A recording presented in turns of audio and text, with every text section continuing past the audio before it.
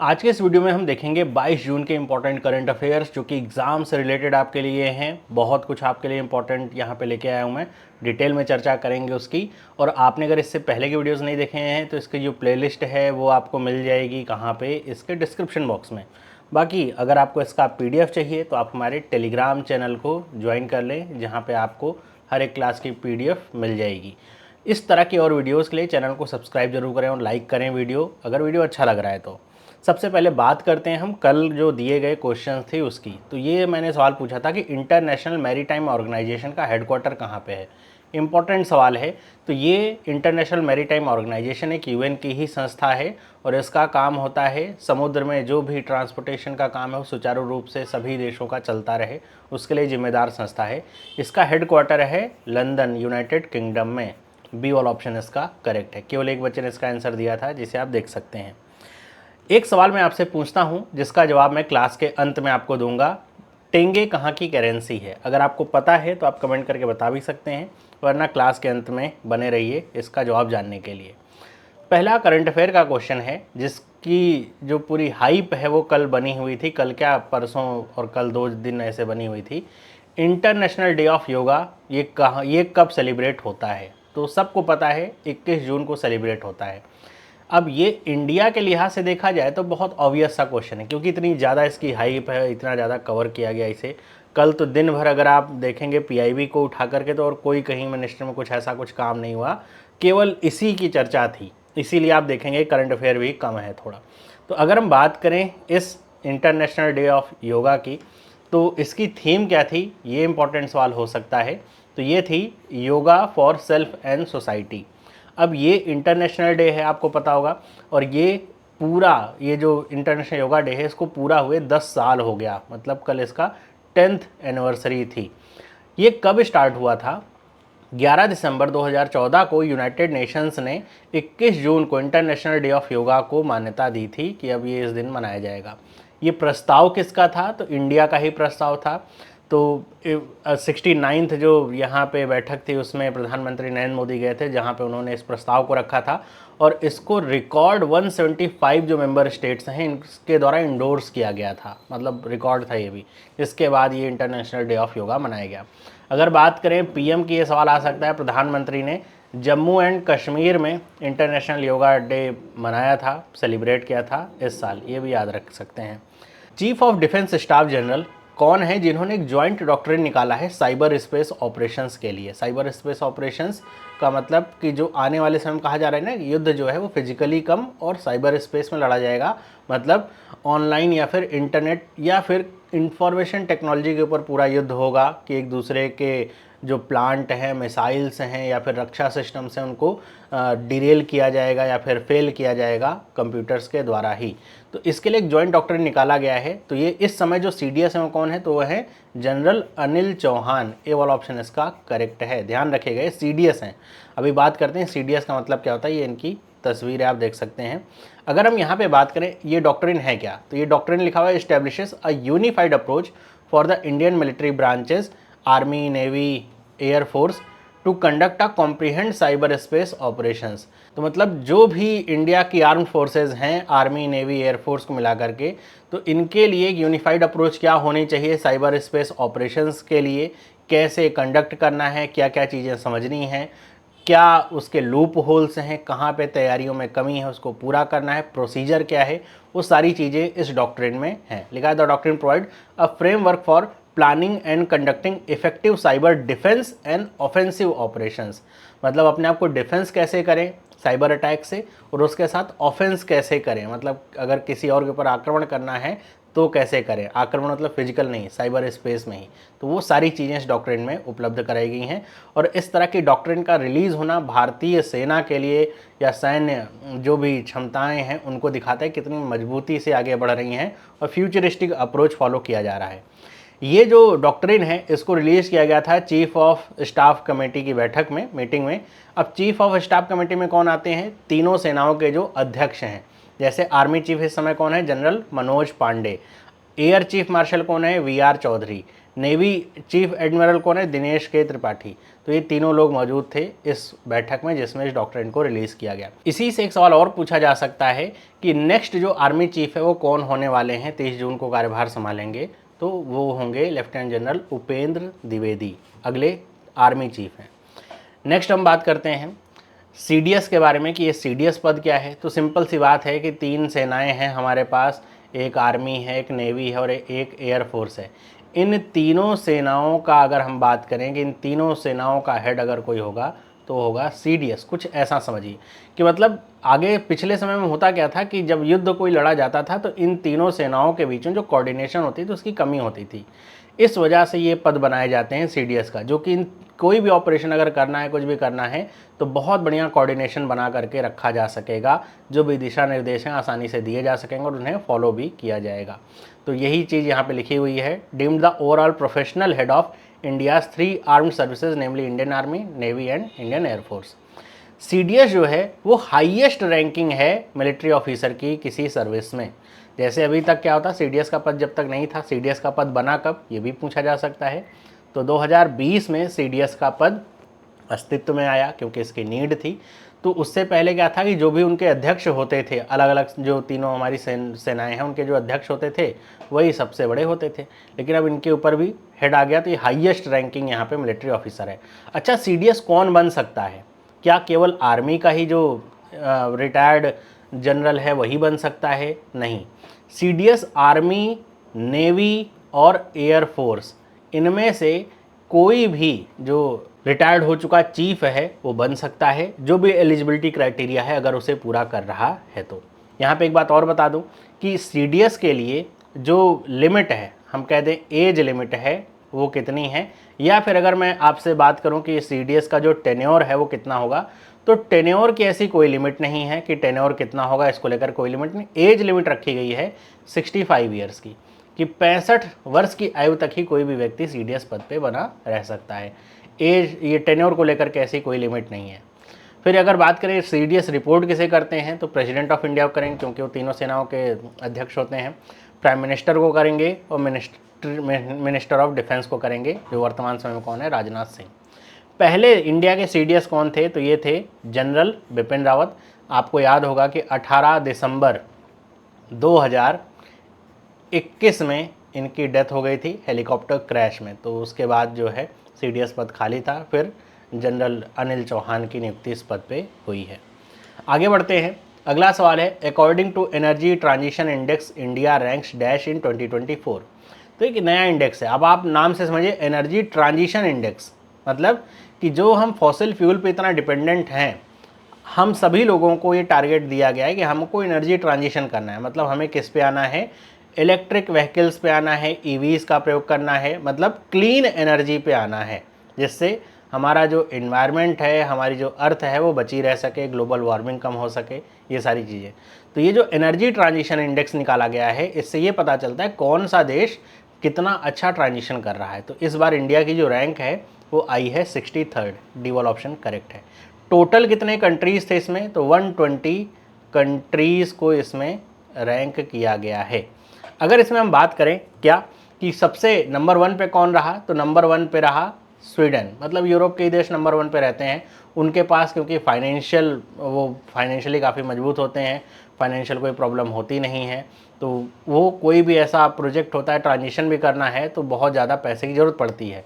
दूसरी बात, जनसंख्या भी उनकी कम होती है, पहले से इंफ्रास्ट्रक्चर काफ़ी मजबूत होता है, तो यूरोप के देश लीड करते ही करते हैं। इंडिया जैसे देश के लिए ट्रांजिशन करना बहुत चैलेंजिंग है, क्योंकि इतना बड़ा देश है, इतनी विविधता, इतनी पॉपुलेशन है, और उसके बाद फिर ट्रांजिशन करने के लिए बहुत पैसा भी चाहिए, और इंडिया कोई डेवलप्ड नेशन है भी नहीं, तो वो पैसा यहाँ पे लगता है। तो लिखा हुआ है स्वीडन नंबर 1 पे है, उसके बाद कौन है? डेनमार्क है, फिर कौन है? फिनलैंड है ना। ज़्यादातर जो इंडेक्स होते हैं उसमें जो नॉर्डिक कंट्रीज़ होती हैं वही यहाँ पे नंबर 1 पे रहती हैं। ये रिलीज़ किसने किया है? तो ये किया है वर्ल्ड इकोनॉमिक फोरम ने, जिसने अभी हाल ही में एक और इंडेक्स रिलीज़ किया था। कौन सा? Gender gap index. अगर आपको इसकी रैंक पता है कि इंडिया को कौन सी रैंक मिली है जेंडर गैप में, तो आप मुझे कमेंट करके बताइएगा। बता रखा है पिछले करंट अफेयर में। तो ये 120 कंट्री बेंचमार्क करी गई हैं। इसमें ये बात है कि इस रिपोर्ट में इंडिया की काफ़ी तारीफ करी गई, इंडिया और चाइना दोनों की काफ़ी तारीफ करी गई है कि मतलब इतने बड़े नेशंस होने के बावजूद भी कैसे वो ट्रांजिशन बहुत स्मूथली कर रहे हैं। तो यहाँ पे देखिए बताया गया कि major growing centres of demand like Brazil, China, India have made strong improvement on the ETI energy transition index in recent year. और यहाँ पे ये भी बताया गया है कि इंडिया का लिखा है कि रिन्यूएबल एंड बायोमास से जो एनर्जी आ रही है वो 42% हो चुकी है इंडिया के पावर जनरेशन कैपेसिटी की। और जिस वजह से इंडिया की अगर बात करें, लिखा है solidifying its position as world 4th largest renewable market, कि दुनिया का चौथा सबसे बड़ा रिन्यूएबल मार्केट जो है ये बन चुका है। मतलब रिन्यूएबल एनर्जी के क्षेत्र में इंडिया 4th पोजीशन पे है। अगर इंडिया की बात करें कि कार्बन उत्सर्जन कितना होता है इंडिया में, तो यहाँ पे जो कार्बन इमिशन की बात है पर कैपिटा वो है 1.7 टन्स। और अगर बात करें एवरेज से, पूरी दुनिया के एवरेज से अगर देखा जाए तो 60% कम है। वो एवरेज 4.4 टन के आसपास एवरेज है, और इंडिया का जो कार्बन इमिशन है 1.7 टन है पर कैपिटा की अगर बात कर रहे हैं तो काफ़ी कम यहाँ पे है। अब यहाँ पर जब भी पर कैपिटा को लेकर के चीज़ें आती है ना, तो कभी कई ज़्यादातर बात जो इंडिया के फेवर से निकल जाती है पॉपुलेशन ज़्यादा होने की वजह से, लेकिन ये फेवर में आ चुकी है। आगे बात करते हैं, यहाँ पे ये सारी चीज़ें हिंदी में लिखी हुई हैं। लिखा हुआ dash takes first hattrick of T20 world cup 2024 against which country. तो किसने ली है हैट्रिक, सबको पता है, ऑस्ट्रेलिया के फास्ट बॉलर पैट कमिंस ने। ध्यान रखने वाली बात है कि पैट कमिंस ऑस्ट्रेलिया की टीम के कैप्टन नहीं हैं, ये याद रखिएगा T20 के, वरना पता चले कैप्टन ही मार्क कर दे आ जाए तो पैट कमिंस ने ली है, और ये पहली हैट्रिक है T20 वर्ल्ड कप 2024 की। आने वाले समय हो सकता है और भी हैट्रिक लगे या ना भी लगे। और अगर हम बात करें किसके खिलाफ ली है, ये इंपॉर्टेंट होता है, तो बांग्लादेश के खिलाफ ली है, सी वाला ऑप्शन सही है। इससे पहले 2007 में ब्रेट ली, जो ऑस्ट्रेलिया के तेज गेंदबाज हैं, उन्होंने हैट्रिक ली थी, वो भी बांग्लादेश के खिलाफ ही ली थी वर्ल्ड कप में। आगे बात करते हैं कि वर्ल्ड म्यूज़िक डे ये कौन से दिन मनाया जाता है, तो वर्ल्ड म्यूज़िक डे को 21 जून को ही मनाया जाता है, ये वाला ऑप्शन करेक्ट है। वर्ल्ड म्यूज़िक डे भी एक इम्पॉर्टेंट दिन है योगा डे की तरह, और हो सकता है योगा डे ना पूछ करके वर्ल्ड म्यूज़िक डे आपसे पूछ ले, 21 जून को ये भी मनाया जाता है। शुरुआत इसकी कहाँ से हुई थी, तो शुरुआत हुई थी फ्रांस से। 1981 में फ्रांस के कल्चरल मिनिस्टर जो है उन्होंने एक म्यूज़िक कंपोज़र के साथ मिलकर के इस तरह के डे की शुरुआत करी थी। बाद में चल करके इसे UN ने रिकॉग्नाइज़ कर लिया वर्ल्ड म्यूज़िक डे के तौर पे। और यहाँ पे देखिए इसका फ्रेंच में नाम भी लिखा है, आप पढ़ना चाहें तो पढ़ सकते हैं, इस ग्लोबल इवेंट को ये भी कहते हैं। नेक्स्ट बात करते हैं, कहाँ के गवर्नर हैं थावर चंद गहलोत, जिन्होंने नेशनल योगा ओलंपियाड 2024 को इनॉग्रेट किया है। तो ये है कर्नाटक के गवर्नमेंट, और ये कहाँ पे ओलंपियाड हुआ, मैसूरू में, तो इसका बी वाला ऑप्शन सही है। तो ये इंटरनेशनल योगा डे को लेकर के ना आजू बाजू से भी न्यूज़ें आ सकती हैं, याद रखिए इसे। नेक्स्ट बात करते हैं, Sudhakar Rao Papa is set to be the next director of enterprise of, कौन से कंपनी के नेक्स्ट डायरेक्टर बनेंगे इंटरप्राइज पे सुधाकर राव पापा, तो ये हैं BSNL, भारत संचार निगम लिमिटेड, जो कि एक गवर्नमेंट अंडरटेकिंग है इसके। नेक्स्ट बात करते हैं, finance is no to dash seed fund contribution to GIDH। Finance या फाइनेंस मिनिस्ट्री अगर यहाँ पे मिट गया है तो लिख दूँ मैं, फाइनेंस मिनिस्ट्री ने ये GIDH एक तरह का कह सकते हैं इनिशिएटिव है जिसको लॉन्च किया गया था, तो इसके लिए सीड फंडिंग के लिए नो कह दिया है। तो ये है क्या, और ये जो फंडिंग है कितनी करनी थी इंडिया को, वो भी समझते हैं।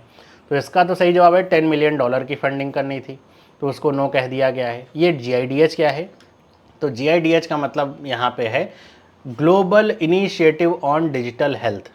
तो global initiative on digital health को लॉन्च किया गया था जब पिछले साल G20 की प्रेसिडेंसी की मीटिंग थी इंडिया में ही, तो उसी समय इसको लॉन्च किया गया था।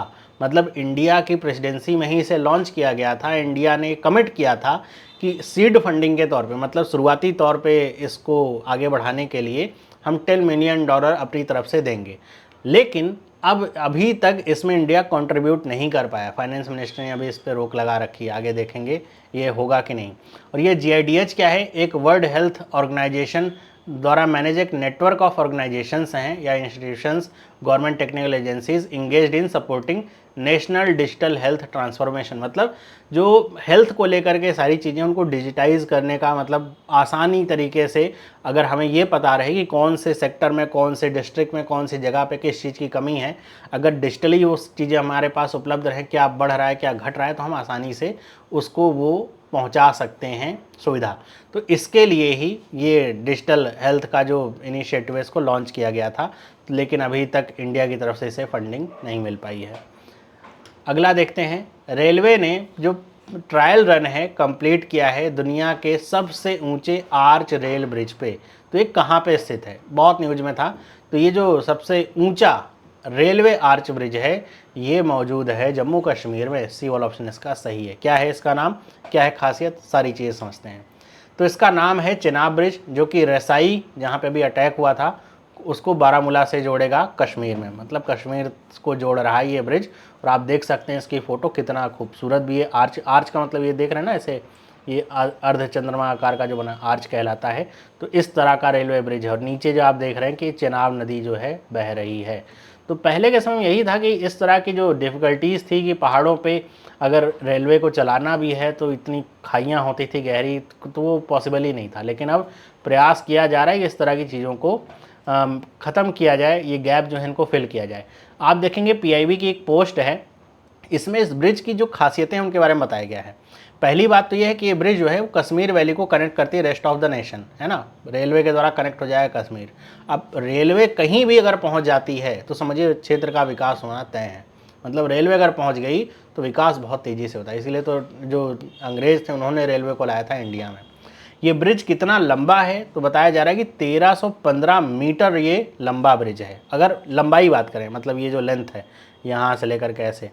और अगर ऊंचाई की बात करें तो 359 मीटर्स ऊपर है रिवर बेड से, है ना। तो 359 मीटर की इसकी ऊंचाई है नदी से। लिखा है कि ये 35 मीटर ज़्यादा ऊंचा है एफिल टावर से, मतलब अगर आप इसके नीचे एफिल टावर रखेंगे तो भी ये ब्रिज जो है उससे 35 मीटर ऊंचा होगा। और इसमें बताया गया है कि मोस्ट सोफिस्टिकेटेड टेक्ला जो सॉफ्टवेयर उसका यूज़ किया गया है for detailing the arch, arch को डिटेल करने के लिए, क्योंकि भाई रेल चलेगी तो कोई मामूली सा आर्च तो है नहीं, रेल चलेगी इस पर तो मजबूत भी होना चाहिए। और इसमें जो स्ट्रक्चरल स्टील का इस्तेमाल किया गया है वो -10 डिग्री से 40 डिग्री टेम्परेचर झेल सकता है। जम्मू कश्मीर में है तो 40 डिग्री से ज़्यादा तापमान तो वैसे भी नहीं जाएगा, मुश्किल है, लेकिन ऐसी स्टील का इस्तेमाल किया गया है। इसमें जो स्पीड रखी गई है कि कितने स्पीड तक कोई आसानी से झेल सकता है, तो 100 किलोमीटर पर आवर की स्पीड से अगर ट्रेन चलेंगी तो इसको कोई नुकसान नहीं होने वाला। डिज़ाइन विंड स्पीड कितनी है, 266 किलोमीटर पर आवर। अगर हम बात करें तो डीआरडीओ की हेल्प से इसको ब्लास्ट रेजिस्टेंट डिज़ाइन दिया गया है, क्योंकि जम्मू कश्मीर जैसे इलाके में है तो वहाँ पे मिलिटेंसी या फिर आतंकवादी जो गतिविधियाँ हैं बनी ही रहती हैं। तो इस तरीके से इसको डिज़ाइन किया गया है कि ब्लास्ट रेजिस्टेंस रहे। और अर्थक्वेक प्रूफ भी ये बताया गया है कि ये जो हाई डेंसिटी जोन 5 के अर्थक्वेक हैं उनको भी ये सहन कर सकता है।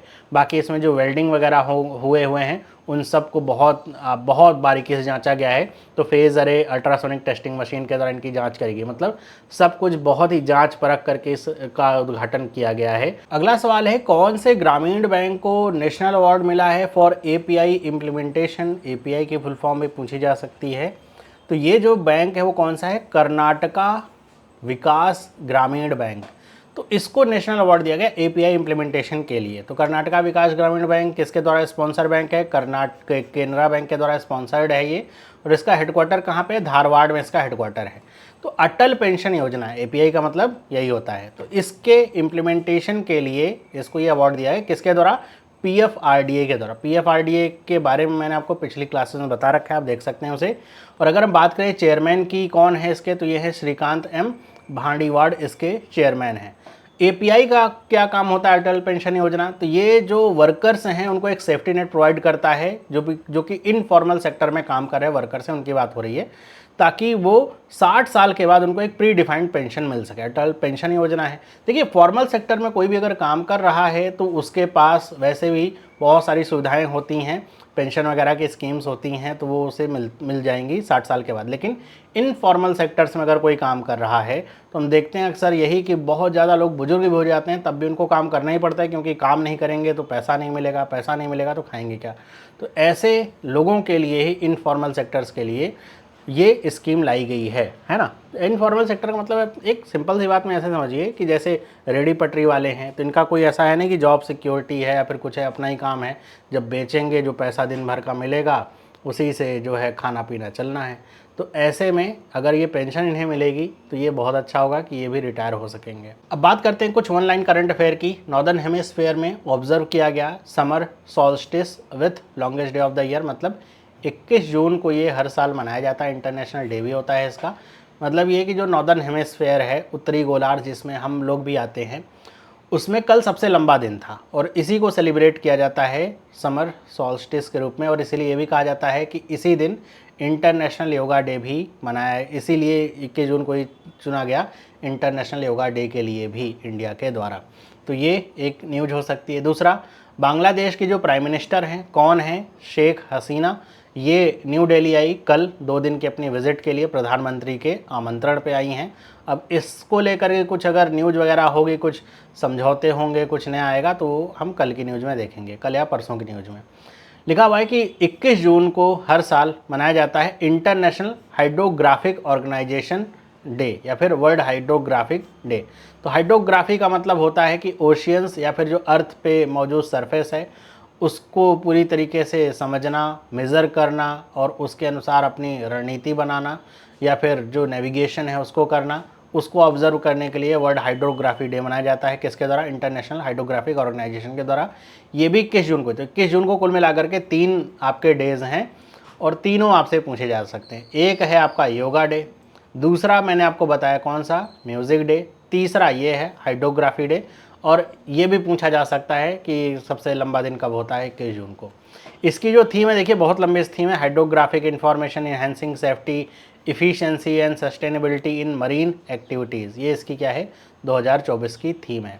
अब आप कहेंगे सर ये हमारे लिए क्यों इंपॉर्टेंट है? भाई पीआईबी में आया था ये, है ना, इंडियन नेवी की तरफ से या फिर जो इंडिया की जो हाइड्रोग्राफिक ऑर्गेनाइजेशन है उसकी तरफ से आया हुआ था, तो ये इंपॉर्टेंट हो जाता है।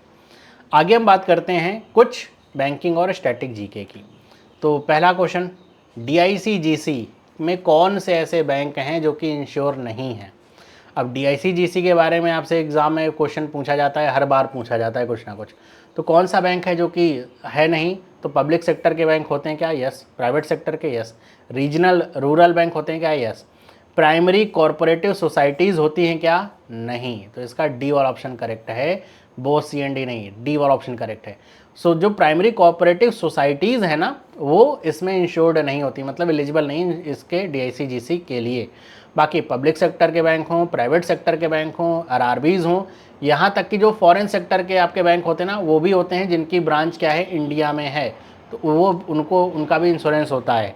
और अगर हम यहाँ पे एक और इसी से क्वेश्चन देख लेते हैं आज, maximum deposit amount insured by DICGC की, डीआईसीजीसी में आपके अकाउंट का कितना सबसे अधिक पैसा इंश्योर होता है?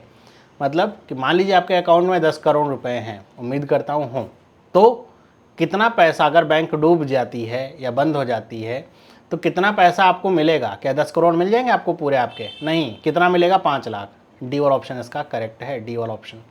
5 लाख रुपए मैक्सिमम लिमिट है। अब इसका मतलब ये नहीं कि आपके अकाउंट में अगर 3 लाख रुपए हैं और बैंक आपकी बंद हो जाती है तो आपको 5 लाख मिलेंगे, तब 3 ही लाख मिलेंगे, है ना। लेकिन अगर 5 लाख से अधिक पैसा है तो मैक्सिमम आपको 5 लाख ही मिलेगा डीआईसीजीसी की तरफ से। इसके ऊपर भी बहुत सारे क्वेश्चंस हैं, है ना। मैंने बैंकिंग अवेयरनेस का जो कोर्स बना रखा है उसमें सारे क्वेश्चंस को डिस्कस है, बहुत सारे क्वेश्चंस पूछे जाते हैं। जॉइंट अकाउंट हो तो क्या होगा, एक ही बैंक का अलग अलग ब्रांच में अकाउंट हो तो क्या होगा, अलग अलग बैंक में अकाउंट हो तो क्या होगा, वो बहुत सारे क्वेश्चंस पूछे जाते हैं, खास तौर पे इंटरव्यू वगैरह में, और जनरल जब आता है जनरल अवेयरनेस का क्वेश्चन उसमें भी, तो वो आपसे पूछे जाते हैं। खुद भी पढ़ सकते हैं डीआईसीजीसी की वेबसाइट से। बात करें अगर डीआईसीजीसी की तो इसकी फुल फॉर्म क्या है? Deposit insurance and credit guarantee corporation. 1978 में इसका फॉर्मेशन हुआ था, डीआईसीजीसी एक्ट 1961 के तहत। चेयरपर्सन इसके कौन है, तो माइकल देवव्रत पात्रा इसके चेयरपर्सन हैं। कौन कौन इंश्योर्ड होता है इसमें, जितने भी कॉमर्शियल बैंक्स हैं including branches of foreign banks functioning in India, local area bank हो गया, रीजनल रूरल बैंक हो गया, कोऑपरेटिव बैंक्स, सब मतलब कोऑपरेटिव बैंक्स भी आते हैं इसमें, कोऑपरेटिव सोसाइटियाँ जो हैं वो नहीं आती हैं, बैंक्स आते हैं। और अगर हम बात करें कि क्या कोई बैंक ऐसा कह सकता है कि हम नहीं चाहते हैं इंश्योरेंसेस का, DICGC का, तो नहीं। DICGC इंश्योरेंस क्या है, कंपलसरी है और कोई भी बैंक इससे विड्रॉ नहीं कर सकता है। तो हर एक बैंक को जो एलिजिबल है उसको इसमें इंश्योर्ड कराना ही पड़ेगा, जो भी डिपॉजिटर्स हैं उनका पैसा।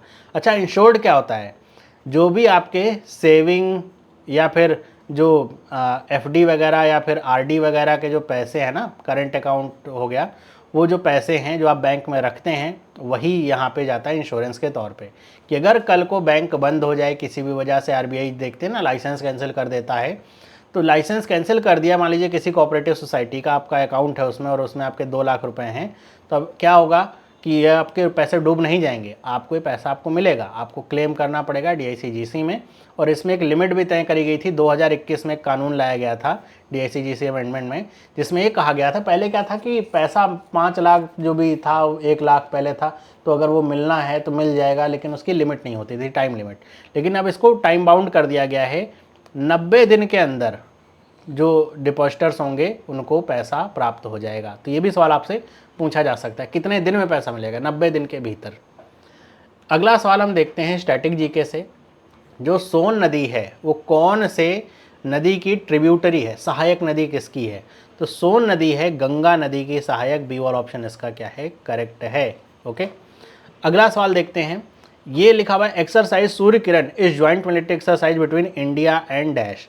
इसका जवाब आप मुझे कमेंट करके बताइएगा कि ये जो मिलिट्री एक्सरसाइज है ये इंडिया और किसके बीच में होती है, जिसका नाम क्या है, सूर्य किरण नाम से ये एक्सरसाइज होती है। तो कमेंट करिएगा, जिसका सही होगा वो हम यहाँ पे फीचर करेंगे उसे। अब बात करते हैं अपने पहले क्वेश्चन की, जो मैंने आपसे पूछा था कि ये टेंगे करेंसी कहाँ की है, तो ये है कजाकिस्तान की, बी वाला ऑप्शन इसका करेक्ट है। इंडिया और कजाकिस्तान के रिश्ते बहुत अच्छे हैं और इंडिया वो पहला नेशन था जिन्होंने कजाकिस्तान की इंडिपेंडेंस को मान्यता दी थी, है ना।